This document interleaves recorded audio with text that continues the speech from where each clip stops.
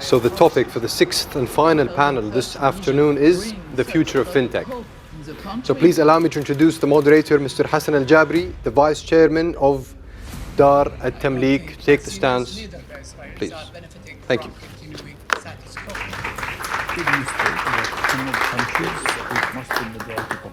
Maybe I can invite the rest of the panel to save time. Countries have been doing so for almost 80 years. We understand that you, Saudi Arabia, have the right to defend yourself, but there are missiles being launched into your country. We believe Saudi Arabia can be one of the principal agents of change. I think Saudi women are Well, very well presented. great to have you all, and thank you all for staying, although we've extended over time. But we have a great panel today. I'm not going to go through the CVs, probably went through it, but very fast. Of course, Dr. Nabeel Koshak is a government employee who's leading the SVC as a CEO and board member. But at the same time, he's an entrepreneur who set up a number of successful VCs. He's also an academician who ran universities and also programs, exciting programs at universities. And mashallah, Sagar is an advisor to SAMA, and he's also a mentor to a number of VC entrepreneurs, and is a chartered accountant. And Roxana, mashallah, has done a lot of great work on the FinTech side and the VC side, and has seen it from a global perspective. Please we welcome them all to this panel. So we're going to talk about the future of FinTech. And FinTech has actually, although we've been seeing excitement on the VC side in Saudi Arabia for a number of years, maybe 4 or 5 years, that's where we started seeing excitement. But FinTech, for the past 2-3 years, we started seeing it really taking off very well.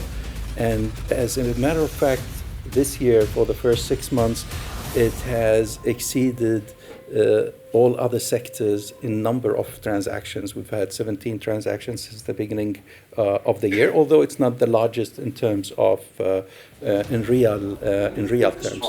But at the same time, we've seen a number of initiatives by the government that is really propelling and giving it a lot of energy and momentum to go through, whether we're looking at the initiatives by SVC or many other initiatives. And maybe you heard also about the FinTech strategy that came up, and also all the programs that are being developed by the different government departments to support entrepreneurs in their business. Maybe if you allow me, I'll start with you, Nabeel. And the best is if you can tell us a little bit about what's happening in FinTech in Saudi Arabia, about its development, and both from a business perspective and also from a regulatory perspective. And while you're doing that, a bit on the programs. And I'm throwing all the questions at one time because of the limited time. It's the afternoon mode, huh? It's the afternoon. And then maybe, I know how much you're close to VC in general, and it will be great to hear your views on that. No worries, love to do that. So I'll try to make it actually as exciting as the previous sessions. But sorry, first of all, I broke my glasses, so I'm not quite sure I'm going to give you the right numbers. But anyway, no, I'm fine. I think I'm fine. But I think it's an exciting time for FinTech, definitely in Saudi Arabia and across the MENA region. Let me just brief you about what I've been engaged in the last 4 years. We are a government VC program called Saudi Venture Capital.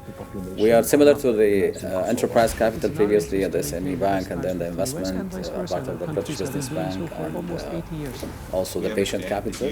So similar programs actually to develop and stimulate venture investment in Saudi Arabia and across the MENA region. Since inception, our fund size is $1 billion.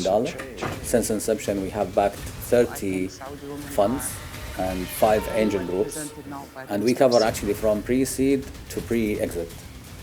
So we have backed actually early stage VCs, angel investors. We have also backed later stage VCs. And we have been doing also equity financing as well as debt financing. So lately we backed Partners for Growth to do also venture debt. So we observe the ecosystem from idea to exit, and then we observe what are the gaps. And in that sense, we are a gap filler. We don't want to overcrowd private investors. We back private investors to invest in startups through the Fund of Funds program. And even with our direct co-investment program, we always have to have institutional investor, private, or actually angel investor joining the round. So we do the matching on a deal-by-deal basis. Mm-hmm. Since inception, we backed 30 funds, 5 angel groups. These angel groups and the funds we backed have backed so far 403 startups. Of which actually, if you're we are focusing on FinTech part of this session actually. FinTech from 2019 to 2020 witnessed 12x increase in the total capital invested in tech startups in Saudi Arabia. This year, the first half of this year actually exceeded the total capital invested in venture investment if you're comparing to this year, the half of this year to the whole year last year. So we already exceeded that. Why is this happening? For many reasons. First is actually I would say the aggressive and fast update in terms of the regulatory environments. So if we're talking about the sandbox under the Capital Market Authority, if we're talking about the also sandbox under the CMA, the central bank, and other players in the ecosystem, just to relax the regulations to make sure it's appealing for venture investors as well as for the founders and entrepreneurs to launch and scale their companies. And there are many numbers I can share, but I don't want to bother you with numbers. There are many reports, actually, specifically the Magnet report that we are sponsoring. It's an independent entity, actually, that captures venture investment and what's happening in Saudi and across the MENA region, similar to PitchBook and other, actually, platforms, actually, that this data. Many other reasons actually have. So the availability, I would say, of risk capital, of venture capital. Mm-hmm. I would say the updates in the regulatory environments and the policies and aggressive and fast. Like also, actually, 2 weeks ago, we witnessed the approval of the new company law, which is a big change that's going to happen. That's helping actually entrepreneurs and investors in these companies also. In that sense, also, we were also relaxing on quarterly basis our policy to make sure it's adapting to that change. Okay. For instance, we started to back local emerging managers. Lately, last, I would say 2 years, we scaled into backing also international VCs to back Saudi-based companies. And I can say, tell you stories about some cases. Like we loved actually when we backed Hamburg, a UK-based VC fund that now have invested in a couple of FinTech startups in Saudi Arabia to help them to grow beyond Saudi Arabia. So this actor is all about cross-country activities. Lean Technology is actually backed by Sequoia, a top-tier VC round actually closed last year. Now they opened an office here in London. So we want to see more of Saudi-based tech startups, actually, FinTech startups actually to scaling to the UK and the other way around actually, where actually we witnessed also check out later stage company investing in early stage company called Tamara in Saudi Arabia that was launched during the COVID and actually helped actually 3 funds that we backed actually to exit and make 5x in 9 months during the COVID time. So interesting times for entrepreneurs, for investors. More to come. I think, and I'm going to shut up because I talk too much. So I don't have to allow others to Roxana, would love to hear from you. Really, what have been the wins now in FinTech? Where are the wins? And where do you see the future of FinTech? Which would be really exciting to hear about that. Thank you so much for the question. It's great to be talking about FinTech sitting in London, obviously such a hub for FinTech and talking about the future of FinTech in Saudi Arabia. I'm going to focus on one angle that I think is really interesting and has been touched by Nejad in the previous panel as well, which is the changes that are happening in the Saudi society and how that really feeds into the fintech market. I think traditionally, Saudi Arabia has had a very high unemployment and very low female participation in the labor market. But the change that we are seeing now, I think, is really exciting because, statistics, for example, between 2018 and 2020, we saw a 64% increase in the female participation in the labor market from 20% to 33%. And so that is really beyond the implications for the society and from the changes happening in the society. It has very deep implications for the fintech market in Saudi Arabia and also beyond, because, simply put, when you have increasing, female participation and they have jobs and access to bank accounts and access to savings, then you will start to, want to invest your savings, your money, and also look at supporting local businesses, brands that you care about, causes that you care about. And so I think in that sense, I'm really excited about the wealth tech, segment within the fintech market in Saudi Arabia. And I think interestingly also that is a sector that here in the UK really we specialize, and 2/3 of the biggest fintech companies in the UK, are somehow linked to the wealth tech sector. We have companies like Revolut or the big wealth tech companies. So I think that is really a sector that I find very exciting, looking into the Saudi market, a market that where 2/3 of the population are under the age of 35, and with the changes happening in the economy, I think the wealth tech segment is really an exciting market to look at. Would you see, like, for example, there's a lot of activity going around e-wallets now, but still it's not a profitable business. Would you see such a business becoming profitable? Is it something that will happen in the future, or other areas where you see it growing and attractive to? I think another area that more than the e-wallet is also that, because it was mentioned in the previous panel regarding the SMEs, is the lending to the SMEs. The lending to the SMEs, yeah. Because it was mentioned that it really represents a very small, less than 10% of the financial institutions lending to SMEs, and in the UK, also in Europe, in the UK. It is more than 10%, but still lending to SMEs has always been a challenge, and SMEs have always had a challenge in terms of accessing finance, and that has been particularly difficult over the pandemic as well. So I think digital lending platforms is a sector that I know well, because we run a digital lending platforms called Blend that essentially lends money to SME property developers. So I think that is really also a very exciting sector when we look at the interaction with SMEs, and when we look at the Vision 2030 to increase the weight of SMEs in the GDP and in the economy. So to be able to unlock funding for SMEs through fintech platforms, through digital lending platforms and alternative finance platforms. So I think that is also another area that we should really focus hand in hand in terms of, yes, the SMEs, but also unlocking finance for the SMEs through fintech platforms. Yeah, that's a wonderful idea. Especially, I understand now that they're able to use alternative sources of information to track the spending habits and also the cash flows of individuals, rather than using only credit bureaus. And that's a wonderful area for the future. And there's a great, by the way, success story in Saudi Arabia, and which is Lendo, which actually I met them 3 years ago when I went, and they were starting, and it's such a great success story to see how they have grown. Fantastic. Fantastic. To add to what mentioned actually by Roxana, is these fintech platforms becomes also funding platform for SMEs. So sometimes we consider ourselves as the fund of funds of funds. So yes. A program that back the backers in terms of, and that's actually, it's in the equity like Manafa and Lendo, and then sort of the debt also side. So it's actually have a blend of different financing solutions for startups through their growth journey, which has exponential impact. Fantastic. Okay. Now, Sagar is an advisor to the FinTech Saudi, We've heard about FinTech Saudi, but many of us do not know exactly what does it cover. So maybe if you can help us understand. Yeah, what absolutely. Thank you very much for SBJBC for inviting me and for BMG for hosting me as well.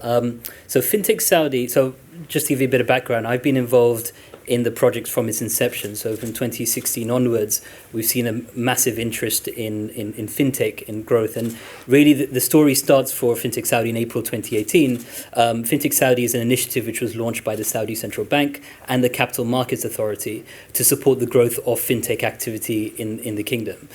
We've got three main objectives. So the first one is to build the infrastructure required for fintech activity. So we do a lot of work with the regulators, with technology providers to make sure the infrastructure is there and conducive to fintech growth. The second area we focus on is supporting the talent required for the fintech industry. So we do a lot of programs around building awareness, about skills development, training, to make sure the talent or the future talent knows about fintech and looks at that as a career opportunity or entrepreneurship opportunity. And the third area we focus on is supporting entrepreneurs at every stage of their growth. So we work with everyone from idea stage, pre-commercial, operational, and even international fintechs who want to get into Saudi. Our role there is very much to remove any pain points that they have. So whether it's related to regulation, talent, funding, we would be the point person to make sure that we can solve any of those issues for them so that they can get going and progress in the country. Since the inception, so since April 2018, we've seen a 8x increase in the number of fintechs operating. So in April 18, we counted about 10 fintechs, majority in the payment gateway space. And the last count is getting close to about 90 fintechs operating, which is still a small number if you compare it to the likes of the UK, which has got 2,500, or Singapore, which has got 1,500. But we see a lot of potential, we see a lot of growth happening in that market. We've seen over $1 billion US dollars being invested into the fintech market. As Dr. Nabeel, who's a great supporter for FinTech Saudi, has said, that we've seen this year's investments has increased far more than last year's. And what we're seeing is more early stage investment as well, which is really promising, because that's where the pre-seed stage historically was where we had a bit of a funding gap. And now we're seeing more pre-seed family friends. We're seeing angel investors coming into the market. So that's all, I think, super exciting.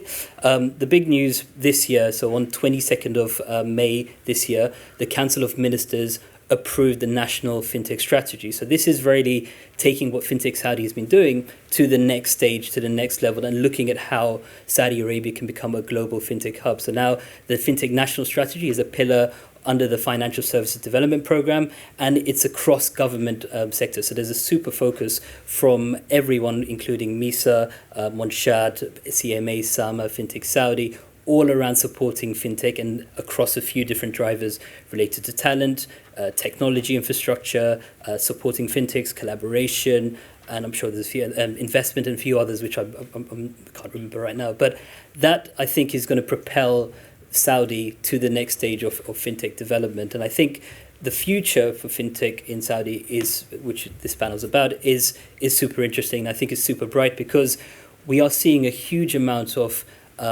investment is there, the regulation, conducive regulation is there.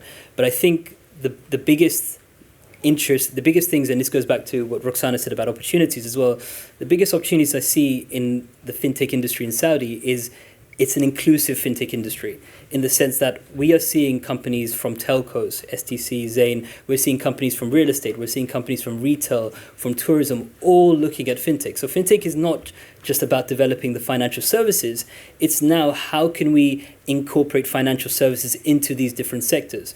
And I think that's sort of the first step towards embedded finance. So I do think that Saudi is in a really good position to start looking at how we develop embedded finance going forward. So I think that's one of the key things I'd like people here to take away, is even if you're not in financial services, fintech is still an area that should be considered and an area of growth in Saudi Arabia. How do you see it really impacting the banking system today, which is very traditional, although a number of the banks have moved quite well on their digital side?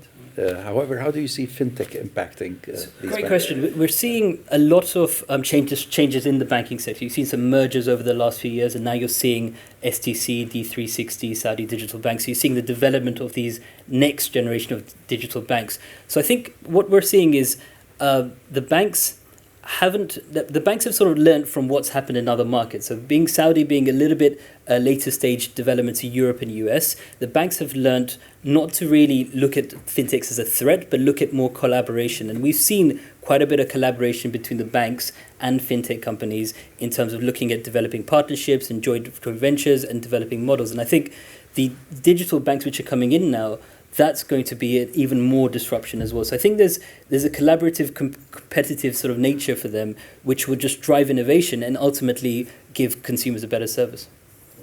I think that's the segue, if I might add. Actually, it's actually also what's happening is I would tap into the corporate venture capital, where actually some of the banks now are starting actually a VC arm to capture on what's happening and to play with fintech companies to explore.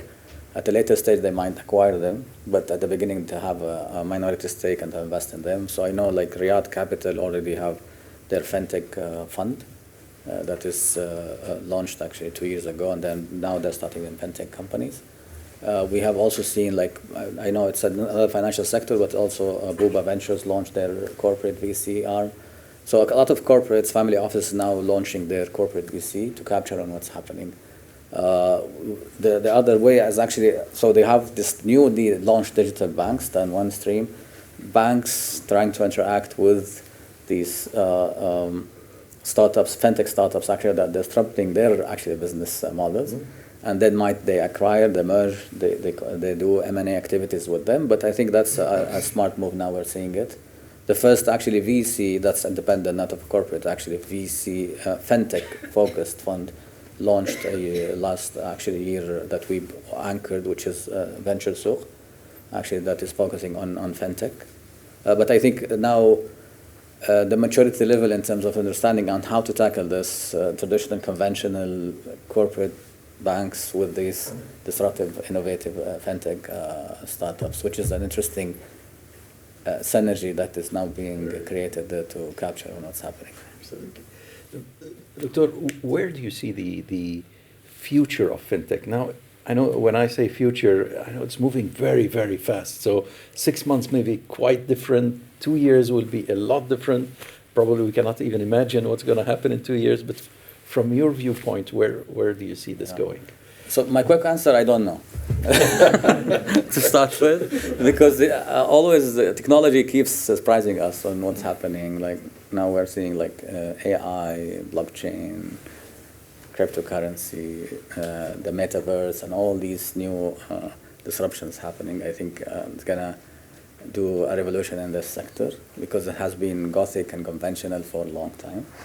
But I think what's interesting in that sense that we will be seeing more of M&A activities in that sector between different, they will be seeing also a lot of pivoting in their business models that they started with the wallets, but then now so a lot of pivoting. I think there are new gaps actually arising as we move into the digital financial arena. I think fintech startups related to capturing challenges in terms of AML and compliance and issues. So it might be it's new technologies to capture also to address these new challenges. So the more we go into the digital world, the more challenges will be happening to address governance, compliance, and risk. And there may be room actually to use AI and blockchain actually to assess and address and do the compliance actually fully automated. And that's actually would be another gap. But I think definitely the new digital banks, the transformation of the current conventional classical banks will evolve and emerge. Otherwise, that will be wiped out by new fintech startups. But yeah, that's all from my side. Roxana, maybe from what you see happening globally, and you're quite familiar with the Saudi situation, so what's your advice to us in Saudi Arabia on fintech? What do you think we should be doing, whether on the private sector side or from a regulatory perspective? There's a few things. First of all, I think that regulation is very key, is more than important, is really key to building that regulatory infrastructure and framework, because I think it really has been, in the case of the UK, which is a fintech hub and center, the work done by the FCA to create that regulatory framework has been key to create trust in the system. And I can say it, for example, from our company's point of view, digital lending. So we have now we have less, but we used to have a lot retail investors. So trust in the system and it is very important for these companies to work. So I think one of my advices would be to really focus on the regulatory side, and in this case I would say that more regulation is good because it really creates trust in the system. And the other thing would be to really collaboration, because, for example, Chris mentioned before that just about the launch of the Saudi UK Tech Hub, a platform for collaboration. A lot of the work that is being now initiated in Saudi Arabia has been done, in places like in London and the UK, and there's a lot of lessons to be learned in terms of how it was done and the things that worked and they didn't work. So I think collaboration is key. You mentioned the talent as well. I know that in the UK there are initiatives regarding the talent. For example, Innovate Finance, they have an initiative called FinTech in Schools that is about going to schools and actually talking to the future generations of fintech workers. What is fintech? What does it mean to work in fintech? And so creating that talent from the ground up. So I think there's a lot of things that can be learned by collaboration. So those two things would be my advice: collaboration, focus on the regulation, and using all the resources that are available, such as SPJBC, such as the Saudi UK Tech Hub, which is exactly meant for that. It's meant for a platform to share ideas and to collaborate. Fantastic. Doctor, what is your recommendation to young Saudis and young entrepreneurs now? I believe the time is prime, so there's availability of risk capital at least. I remember I've been in this sector for the last 12 years. So I remember where I was part of incubation acceleration programs, part of the universities, where actually we're helping startups to be created, but then founders will suffer actually from finding risk capital because everybody was going to real estate and the stock market and all conventional investments. So I think the time in terms of the availability of risk capital, definitely what we have been discussing about these updates and aggressive and fast updates in the regulations and the policies across the different sectors. And there are also untapped sectors that was mentioned in previous sessions about new sectors now being unleashed, so they have new room to expand and grow. Actually, the opportunity of building and scaling a company beyond Saudi Arabia, that's the nature of venture capital. And it's all about building high growth companies. So I think the time is prime. We witnessed top tier VCs now investing in Saudi based companies, and that's actually amazing. I mentioned this year witnessed MasterCard actually investing also in Hyperpay with a $337 million. And we witnessed actually this year the biggest round, which is a Series C, which is Foodix, which is actually a food tech / fintech startup also, with a $137 million. These numbers is really, we haven't heard about them. This is like a breakthrough in terms of the capital investing in startups. So I think the time is prime to join some of these activities and programs provided by different players in the ecosystem. It is prime time.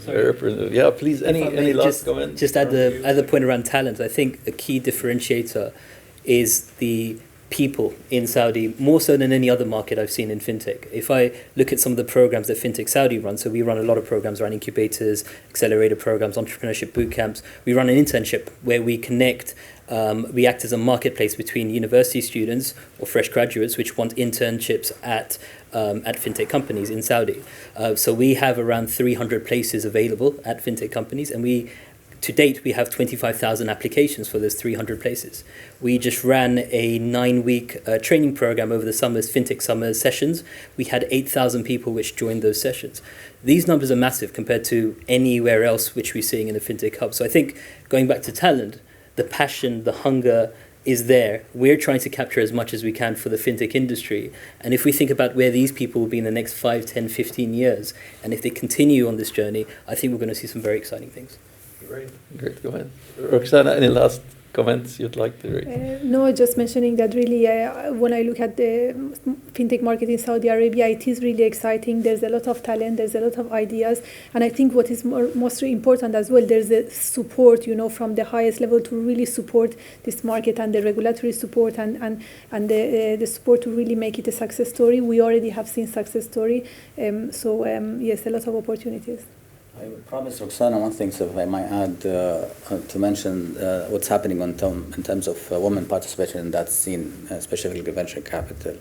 So we backed an angel group called Women Sparked, actually backing women angel investors in Saudi Arabia that have been now investing in a couple of startups. There's also 3 women Saudi that actually now being a partner in 3 funds that we backed. Noor Al-Qadi, we have Amal Dukhan, we have also Sarah Saleh. And this is a big evolvement in terms of the percentage of participation in a partner or a fund manager level of women in VCs globally. So this, I think, amazing evolvements happening in the sector. MashaAllah, really amazing, really amazing developments. Just to check, any comments or questions from the audience? Please feel free. There's one there, please. Yeah. We were ready for you. That wasn't planned, I promise.